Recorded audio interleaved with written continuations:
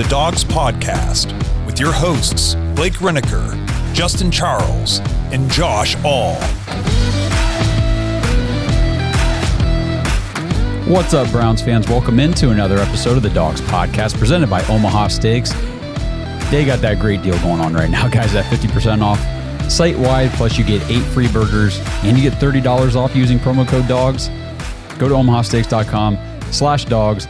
Take care of those orders today.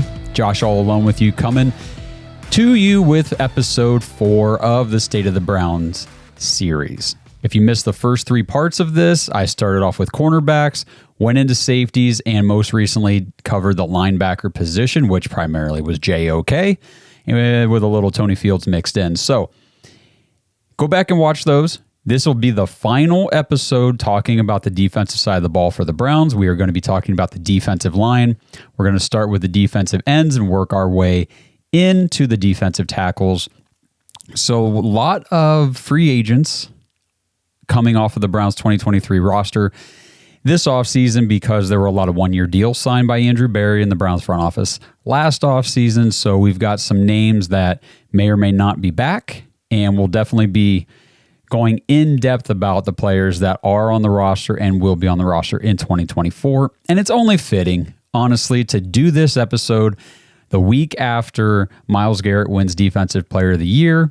And we've had the absolute meltdown from the Pittsburgh Steelers fan base that we detailed on our live show Monday night. And we've talked about all week and been poking holes at Steelers fans online this entire time. It's just been a ton of fun. So we'll talk about Myles Garrett, obviously, primarily on this episode. And then we'll probably just leave a lot of that to rest because I'm sure they're going to cry and continue to cry the entire offseason. But the Browns have bigger and better things to worry about now, and it is getting ready for 2024. So that's what this episode is all about, helping you understand where the Browns stand in terms of their current roster and contract situations and all that stuff. Before we dive in, I do want to remind you guys that, this is Friday, so on Wednesday, the first part of my podcast interview with Barry Shuck, Dawgs by Nature staff writer, came out, and we were talking about NFL draft prospects that Barry actually got to go see, talk to, interview, watch, all that good stuff at the Senior Bowl. And if you have not been paying close attention in recent years, which is totally fine, the Brown season is over. Not everybody does draft prep and stuff, especially when the NFL playoffs are still going on.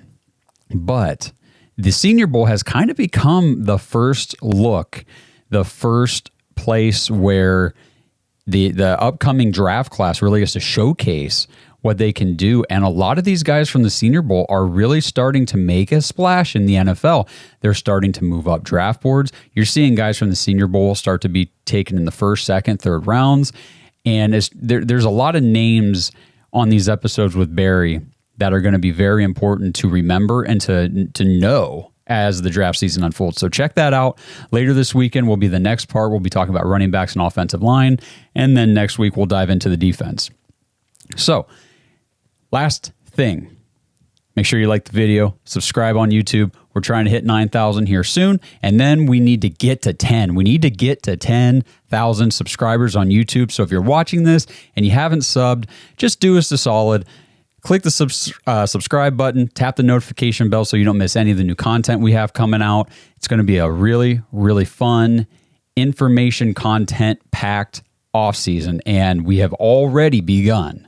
This is already like week 6 of massive content overload coming from the Dawgs Podcast. So appreciate everybody tuning in, and now why don't we go ahead and dive in to the defensive line, and of course, we're going to start things off with Myles Garrett. 6'4", 272 pounds, 28 years old. He will turn 29 in December. It's hard to believe Myles Garrett is already going to be 29 years old this upcoming football season, but he has already had a pretty extensive career, and there's still a lot left to come. 2023 was his 7th NFL season, so we're entering year 8 with Myles Garrett in Cleveland. He was born in Arlington, Texas. And actually, here's my video from, we were up at training camp last preseason, and Myles Garrett came into the locker room. He was heading in, and we got him to come over and give us a fist bump. So this is that video. Pretty cool. He played college ball at Texas A&M, and of course, as you all know, I am sure, he was the number 1 overall pick by the Browns in 2017. Now this year, 2023, despite what anybody with hatred in their heart toward the Browns or Myles Garrett wants to tell you, listen to this list of accolades for Myles Garrett in 2023. Pro Bowl selection, first team All-Pro by the AP, first team All-Pro by the NFL, PA, Defensive Player of the Year by the PFWA, that's Pro Football Writers Association, Defensive Player of the Year by Sporting News, and Defensive Player of the Year by the AP. He also won, of course, 3 Mad Dogs. He's the first 3-time award winner for our award show. He won the Play of the Year, the Defensive Player of the Year, and the Team MVP for 2023. So Myles Garrett is super accomplished this season, and we're going to break it down because, there is still this myth, this misconception that Myles Garrett disappeared in the second half of the season. And we'll dive into that, why people think that, and why it's not necessarily true. And we need to understand that as well from the podcast side of things, because we were hard on Myles as the season was going on. Each game, it was like, man, it just didn't feel like he was getting after the quarterback out there. But when you go back and look at the numbers for each of the games, it starts to tell a different story. So we'll dive into that. So again, like the other episodes, 16 games is the baseline for a guy like Myles Garrett because none of the starters played in that Week 17 or Week 18 game, the 17th game of the season. So Myles Garrett played 100% of the games this year. He played in all 16 of his games despite the shoulder injury in Week 12 against Denver. If you remember, came out after the game wearing a sling, said that he heard a pop in his shoulder. And if you watch the podcast then, we all sat back and said, well, that's an IR. He's going on IR. All of our other stars are on IR. Myles Garrett was having a humongous season, just a monster season up to that point. And I don't know how many people will even remember that at this point in the offseason. Myles Garrett was dominating on the defensive side of the ball all the way up until he had that injury. So let's look at some stats. We'll just talk about the quick bad. Overall, he missed just 4 tackles on the season, and overall his tackles were down this year. 42 tackles compared to 60 last year, 51 the year before. He had 17 tackles for loss. That looks to be second highest of his entire career. So that was good. His tackles for loss, the dude was in the backfield like crazy. He had 14 sacks. We'll talk about it, but 13 of those came in the first 10 games he played. Over the last 6, he only had 1. So we'll break down some of those numbers here in a minute. 30 quarterback hits, second most of his entire career. What else can we pull out of here? So he had the 4 forced fumbles. He had the 1 fumble recovery. He had, looks like 3 pass breakups. And we remember he had the blocked field goal against the Colts. Myles Garrett was just a one-man wrecking crew for the most part out there for the Browns this year. So looking at the sacks, like I said, 13 sacks in 10 games, that came out to 1.3 sacks per game. And then immediately after the injury, that number dropped to just 1 sack over the final 6 games. So there's no doubt, there's no question. The injury was an obvious factor in the overall production, I guess, in terms of the box score and the stat sheet for Myles Garrett. Because you don't just drop from, the dude was on a 22 sack pace over 16, 17 game season. He was on pace for 22 sacks and he ended with 14. So you don't just go from a 22 sack pace to essentially 0 without something external causing that to happen. And, I saw a lot of people posting how Myles Garrett's stats are always lower in the last third of the season each year. And when I look at that, to me, it's like, well, no shit. When a guy plays the entire season, when is he more likely to be as close to healthy as possible? Earlier in the season. When is a player most likely to be dealing with various injuries that he has sustained over the course of the season? Later in the season. And as a side note, anyone who says, oh, the second half of the season he disappeared, it was 6 games. Last I checked, teams play 17 games, not 12. So it was not a half of the season. It was the final third of the season when people are referring to when they say that. So I know a lot of this is kind of common sense. Obviously, guys are going to be more likely to be injured later in the season than they are early. So, and I don't mean to insult you guys watching this. It's primarily, people who jump into these episodes and watch this just to nitpick things. And, now a lot of them are online just proudly displaying for all to see just how little they actually know about football. It kind of drives me nuts. So is it disappointing when his production in terms of tackles and sacks dropped off? Of course. Of course that was disappointing. But I did a Myles Garrett, TJ Watt comparison, and even with the drop-off in stats, Myles Garrett still maintained higher pass rush numbers than TJ Watt over the entire season. So over the entire course of the season, not just the beginning, not just those first 2/3, but over the entire season, his pass rush numbers were still higher than TJ Watt's. So that means even though the tackles and sacks dropped off after that Week 12 injury, his pass rush and the impact on the defense did not. His pressure numbers prove that. After the injury in the Denver game, even though he didn't record any sacks, Myles Garrett came out and had just 2 pressures against the Los Angeles Rams. Pretty big down game, but again, it was questionable all week if he was even going to play. But then, after that LA Rams game, Myles Garrett had games of 7 pressures, 11, 8, 9. Those were all the highest pressure numbers of the entire season for him. So even after the injury, he was still getting after the passer and causing fits for the offensive linemen. And one other thing to note, because a lot of people ask about double teams.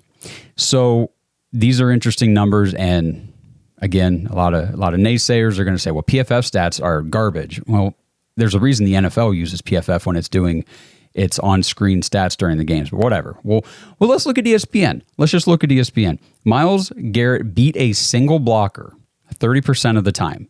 That was the second most pass rush win rate by ESPN, which they track a pass rush win as beating your blocker within 2.5 seconds. So under 2.5 seconds, you beat your blocker.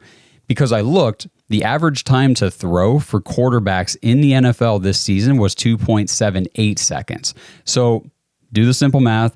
If you're getting past your blocker in under 2.5 seconds and the average time to throw for a quarterback, they're holding the ball on average 2.78 seconds, you have a good chance of getting in the backfield while the quarterback still has the ball. So that's kind of where those numbers are coming from. So the highest pass rush win rate per ESPN was Micah Parsons at 35. Myles Garrett was second at 30. The interesting thing, when Myles Garrett faced a double team, his pass rush win rate was 29%. So essentially the same, 30 to 29, essentially the same number. So whether you had a single blocker on Myles or a double, he was winning his pass rushes at the same rate. That's a monster. That is a man right there. So I looked at TJ Watt. Very interesting. TJ Watt beat a single blocker 25% of the time, so just 5% less than Myles. But what happened whenever he was double teamed? When TJ Watt was double teamed, his pass rush win rate dropped clear down to 14%. That's a huge drop off to go from 25 to 14 whenever you get an extra blocker on you.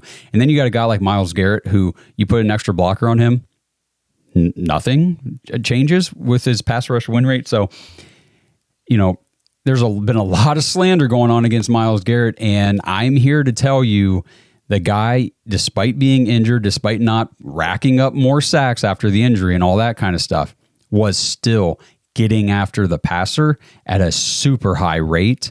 And I mean, he's impacting the game. He's impacting the game.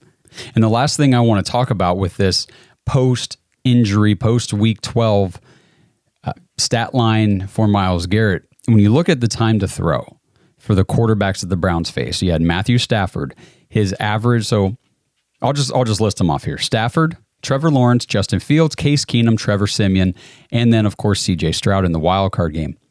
All 6 of those quarterbacks, when facing the Browns, when facing the defense of the Browns, Myles Garrett, the pass rush, Jim Schwartz, everything that was going on with the Browns defense, these 6 quarterbacks all had a much lower time to throw than their season average. So I'll just use, who do I want to use here? Trevor Siemian, 2.48 time to throw average for his entire season, which was, I think, only 3 games, but that was what it averaged out to against the Browns. He was dumping it off at 2.29. And I know 0.29 to 0.28 might not sound like a lot, but a tenth of a second can make all the difference. That's a whole, like Blake said the other night, that's a step for a pass rusher. So these are important numbers. If you look at CJ Stroud, I'll just use him as my primary example. CJ Stroud in the wild card game had a 2.46 time to throw. And for his season average, it was almost 3. It was 2.93. So almost a whole half of a second quicker, he was getting rid of the ball in the wild card game. So it might not have felt like Myles Garrett was doing much because he wasn't getting the quarterback on the ground. He wasn't getting sacks. He wasn't making these big tackles for loss and things like that.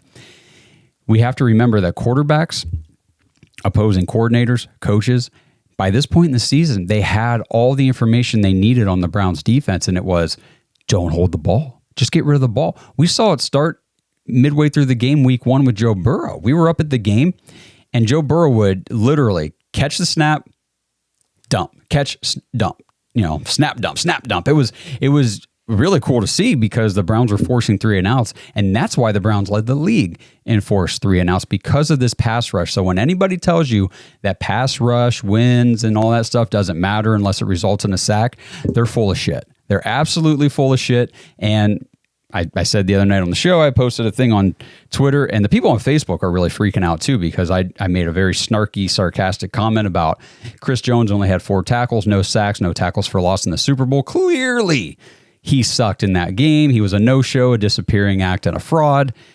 That was very tongue-in-cheek sarcastic, and a lot of people took it very seriously, which I love, because I have so many comments now saying, what are you talking about? His pass rush was literally the difference between touchdowns and field goals, or touchdowns and punts. And I'm like, exactly. Thank you for saying that. That's exactly what I was trying to get out of you guys. Thank you for walking into my trap. So don't let anybody fool you. Myles Garrett had an all-around great season. Offenses had to game plan specifically for him.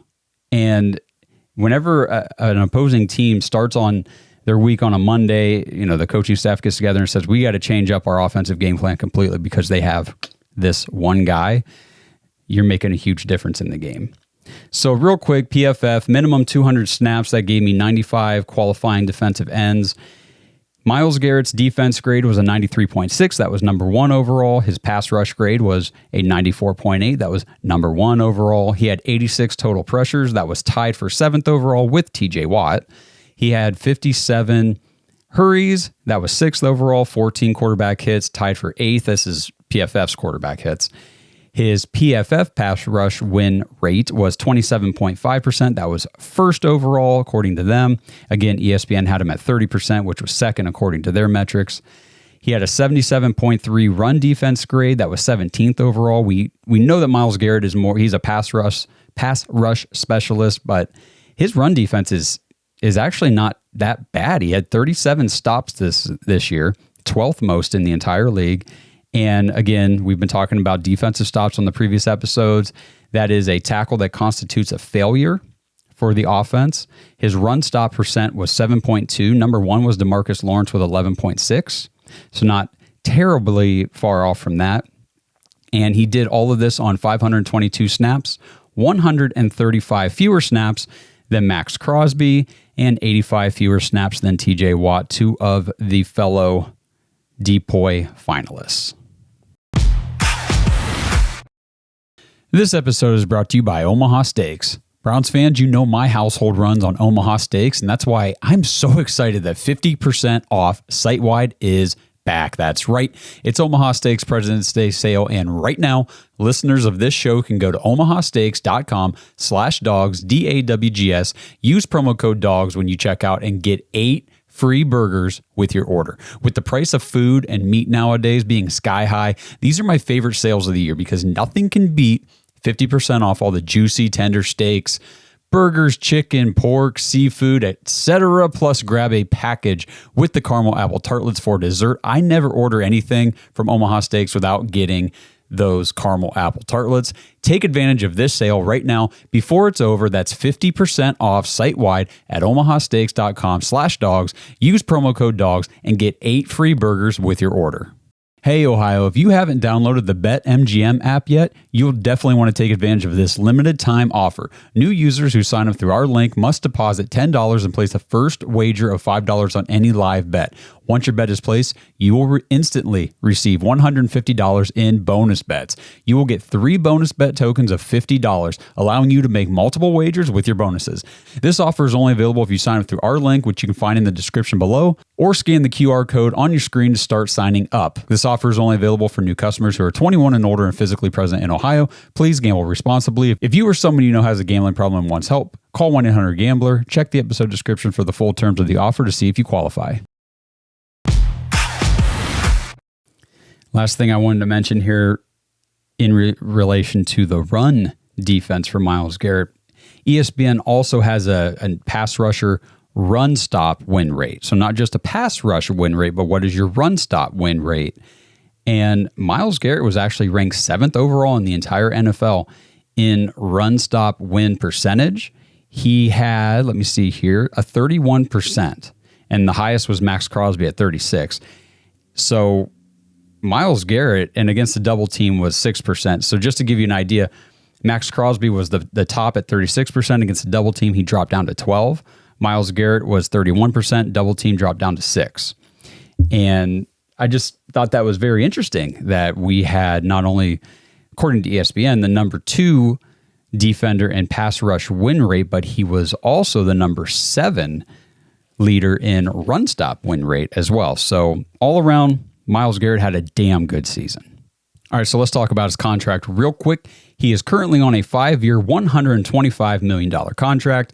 He has the 4th largest edge rusher contract in the NFL. His 2024 cap hit is $20.2 million. He has a dead cap of $25.2 million. It doesn't matter about his dead cap because the dude's not going anywhere. We had Josh on Twitter ask if we would be willing to trade Myles Garrett for a top 5 pick in the draft and use his freed up money to bring in a guy like Chris Jones. So I went to Over the Cap, which is where I get all these cap numbers and everything. So if you want to play around with this stuff yourself, just go to otc.com and check it out. And even if the Browns were to trade Myles Garrett post June 1st, they'd only clear up $5 million against the cap after his $15 million cap hit would take place in that situation. So I don't think there's any move like that would even be practical for the Browns, because even if you could trade him for a top 5 pick, plus, because I think you'd want plus for Myles Garrett, the money doesn't really make sense, because like I said, you're only clearing up $5 million against the cap. By trading him, that doesn't seem worth it to eat $15 million when you've got the defensive player of the year. You've got the best pass rusher in all of football on what finished as the number 1 defense in all of football. And we expect them to do nothing but get better going into year 2 under Jim Schwartz. So Myles Garrett, as interesting as some of those trade scenarios might be to talk about, to discuss, it's just not realistic, not really practical. Myles Garrett is going to be your defensive leader for the Cleveland Browns in 2024. So next on the Browns roster for 2024, Ogbo Okoronkwo, 6'2", 250 pounds, born in Gainesville, Florida. He played his high school ball in Houston, Texas. He played college ball at Oklahoma, was a 5th-round pick, number 126 overall in 2018 by the Los Angeles Rams. Ogbo's 28 years old. I didn't realize he was that old. I thought he was a little younger, but he has been with a couple different teams now. So 28, he's going to turn 29 in April, so he'll be 29 for the 2024 season. He signed a 1-year deal with the Texans in 2022 and then came over to Cleveland last offseason for a 3-year, $19 million deal with the Browns. So stats-wise, Ogbo only missed 2 tackles on the season. He made 22 total tackles. He had 12 tackle for loss, 8 QB hits, 4.5 sacks. He had 1 fumble recovery, 1 pass breakup. I thought that for the role that they brought Ogbo into play, I thought he did a really, really nice job. I was pleased with Ogbo Okoronkwo in Jim Schwartz's defense. If we look at the PFF statistics, again, 200 minimum snaps, 95 qualifying defensive ends. So Ogbo only played 291 snaps. He was not the guy opposite Myles. That was Za'Darius Smith. Ogbo was kind of your rotational, situational pass rusher, which is the role they brought him in to do. So it's not like he was demoted to this by any stretch. This is what they brought him in to do, and he did it. So he only played 291 snaps, barely made the cutoff for this, but he did.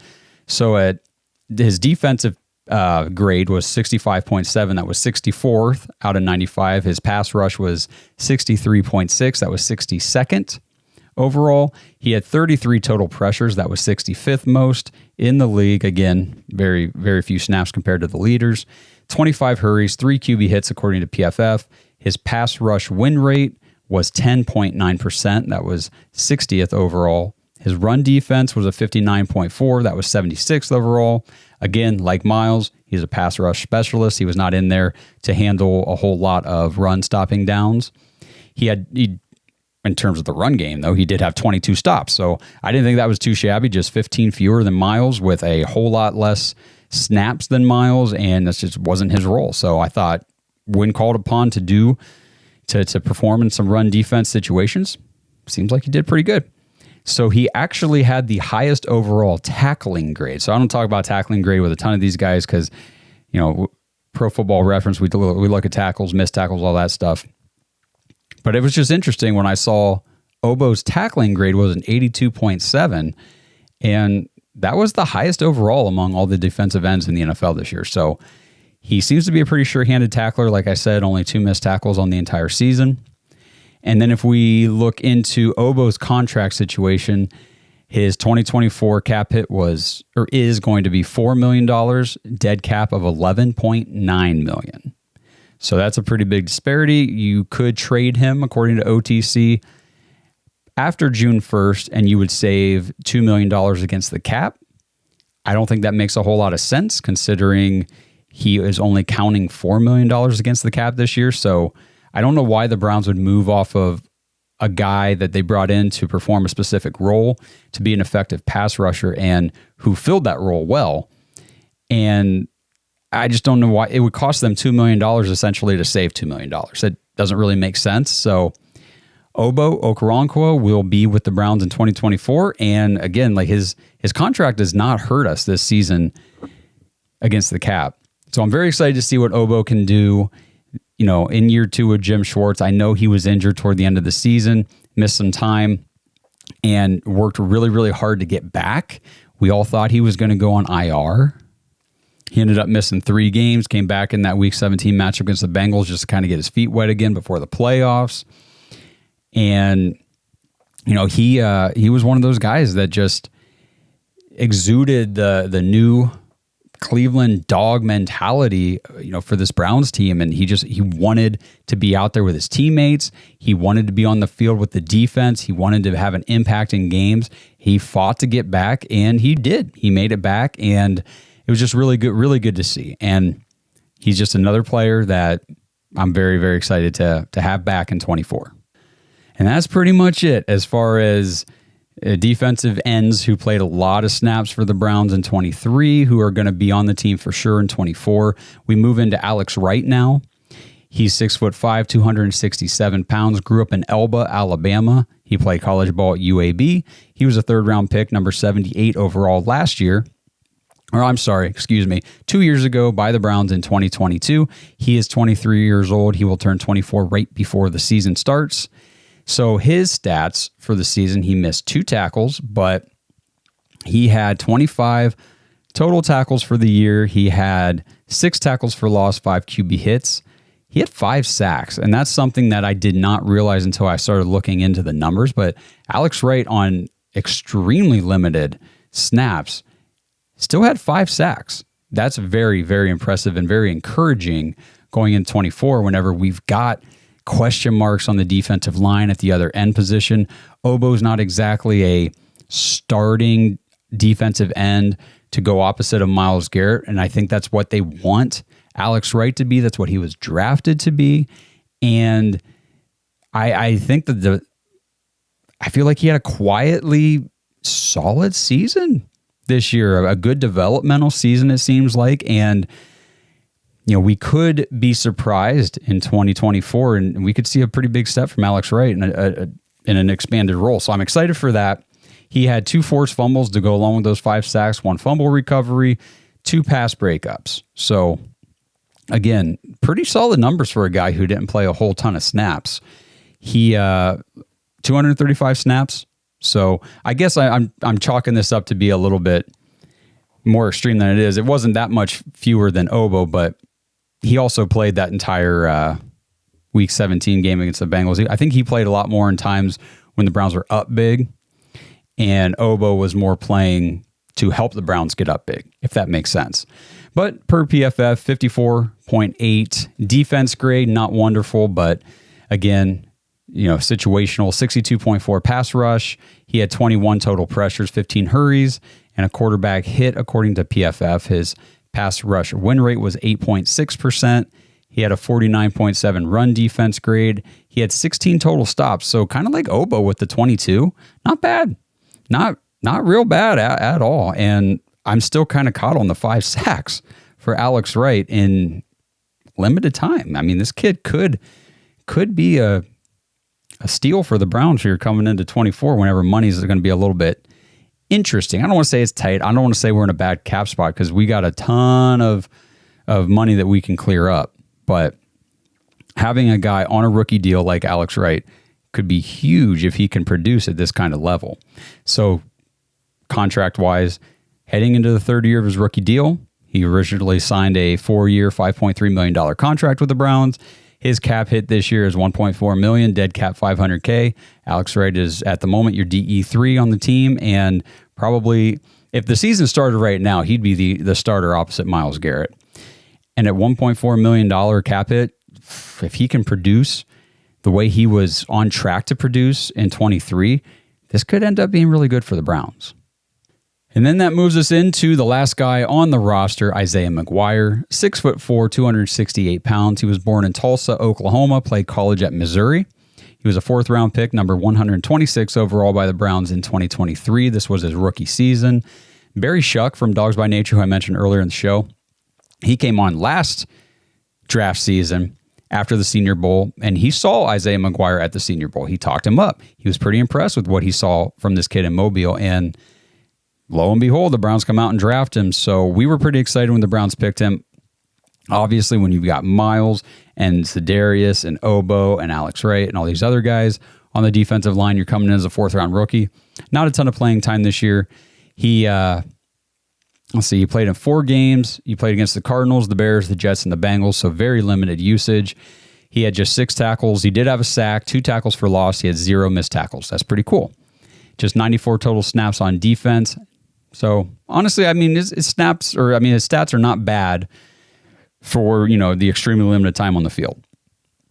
Now, Isaiah McGuire is 22 years old. He's about to turn 23 here this summer in July.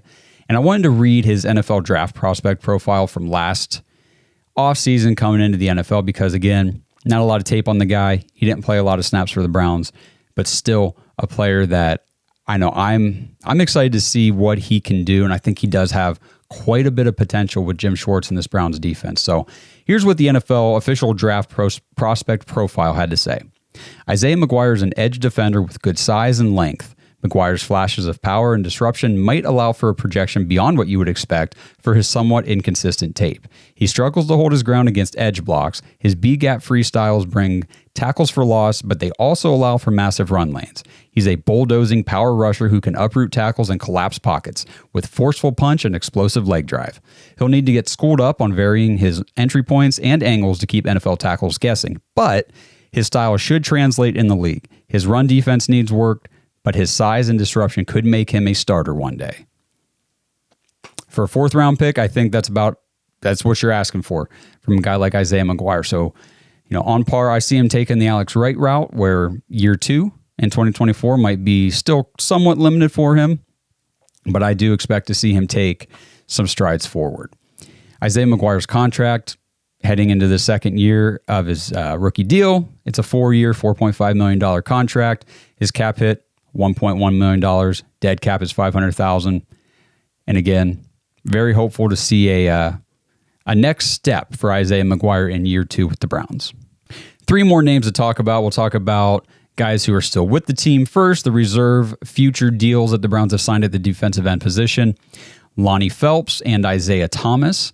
Lonnie Phelps was a UDFA last year. Isaiah Thomas was a rookie 2 years ago, 2022, I do believe. And then we have one free agent, a guy that was with the team and is now a free agent. So we'll see if he ends up coming back or if there was a 1 year and done for Za'Darius Smith with the Cleveland Browns, now Z.